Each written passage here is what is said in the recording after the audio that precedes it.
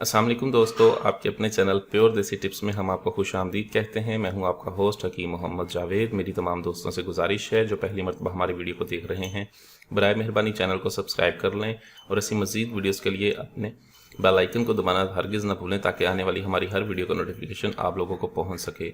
दोस्तों, आज का हमारा जो नुस्खा है वो रॉड की लंबाई के लिए है, रॉड में सख्ती के लिए है और रॉड की ताकत के लिए है। ऐसे तमाम तर अफराद जिनके रॉड बिल्कुल ढीले हो चुके हैं, रॉड लागर हैं, रॉड में सख्ती नहीं रही, वो इस नुस्खे को इस्तेमाल करके फ़ायदा उठा सकते हैं।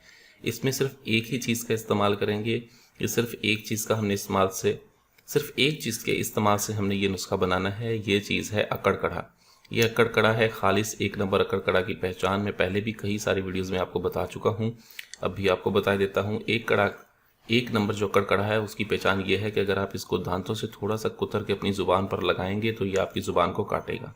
ये आपने ले लेना है अक्कड़ कड़ा 100 ग्राम आपने अक्कड़ कड़ा लेना है। अक्कड़ कड़ा लेने के बाद आप इसको बिल्कुल अच्छी तरह से बारीक सफ़ूफ बनाएं। ठीक है, जब ये बिल्कुल अच्छी तरह से सफ़ूफ बन जाए तब आप इसे एक देगची में डाल दें।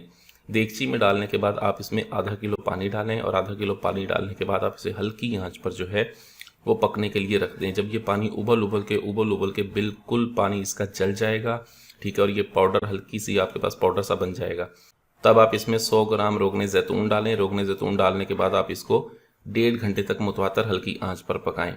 1.5 घंटा पकने के बाद आप इसको छान लें और छानने के बाद महफूज कर लें। ये आपका बहुत ही ज़बरदस्त मकबूल जो है वो तेल